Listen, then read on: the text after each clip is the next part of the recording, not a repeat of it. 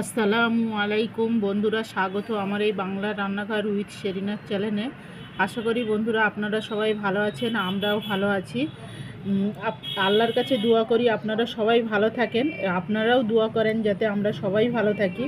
তা দেখুন, আমি সবার প্রথমে পেঁয়াজটা লাল লাল করে ভেজে নেব। ভেজে নেবার পরে আমি আদা রসুনটা দিয়ে দিয়েছি তেলের ভিতরে। মানে আমি পেঁয়াজটা বেশি লাল লাল করিনি, যেহেতু ঘান ভাঙানো তেল কতটা মানে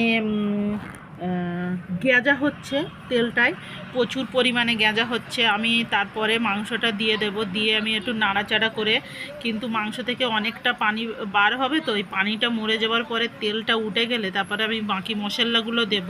যেহেতু এক্ষুনি আমি মশলাটা দেব না, তো এক্ষুনি না দিলে মানে কালারটা বেশি সুন্দর আসে। দেখেন আমার পানিটা অনেকটাই মরে এসছে, তারপরে আমি মশলাটা দেব।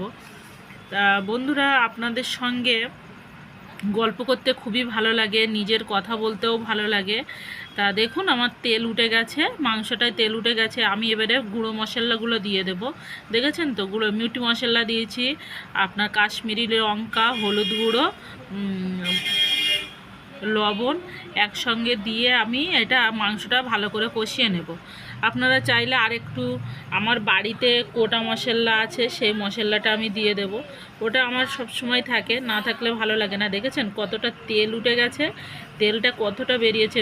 যেহেতু হাঁসটা অনেকটা বড় ছিল, আর হাঁসের গায়ে যে ছালটা, ওটা তো প্রচুর তেল ছিল, ওই জন্য অনেকটাই তেল উঠে গেছে। আর হাঁসের মাংস খেতে যে কি ভালো লাগে, আমার তো খুবই ভালো লাগে।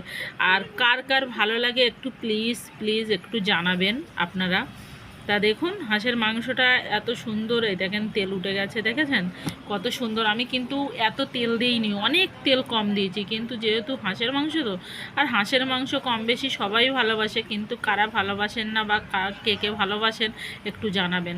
এই দেখেছেন এই একটা মশলা, এটা কিন্তু একটা রান্নার, এই হাঁসের মাংসের রান্নার একটা সিক্রেট মশলা আপনাদের সঙ্গে শেয়ার করছি। দেখুন এতে এই মশলাটায় আপনারা আছে কাঁচা জিরে মরিচ, লবঙ্গ, এলাচ আর দারুচিনি।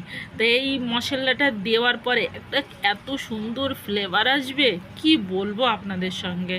এটা আমি তেলে দিই না, এই খানিকটা পরে দিলেই আমার মনে হয় এই সময়টা দিলে বেশি ভালো হয়।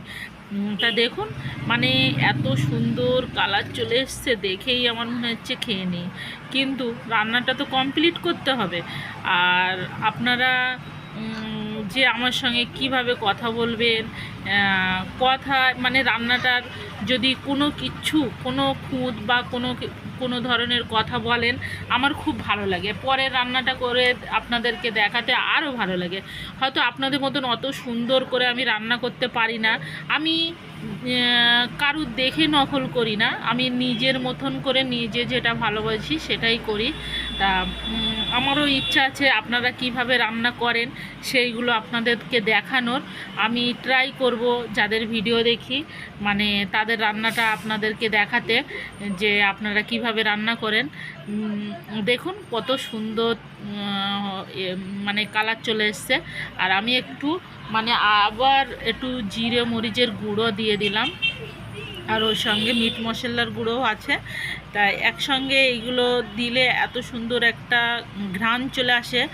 আমি যেহেতু হাঁসের মাংসটা পুঁই শাক আর আলু দিয়ে রান্না করব, তো আমি এতটা মাংসই, আমার বাড়িতে খুব কম লোক, ওই জন্য আমি এতটা মাংসে আলু আর পুঁই শাক দিয়ে আমি মাংসটাকে মানে খেতে পারবো না।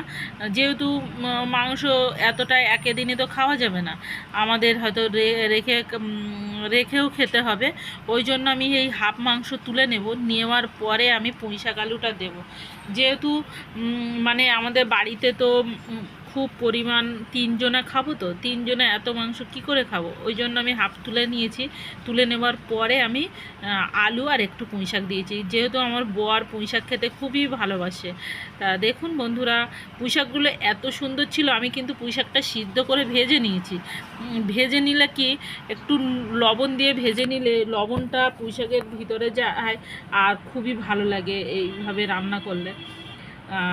দেখেন এত সুন্দর কালার চলে এসছে। আমায় কি বলবো, আমার একদম বাড়িতে একা একা বসে বসে ভালো লাগে না।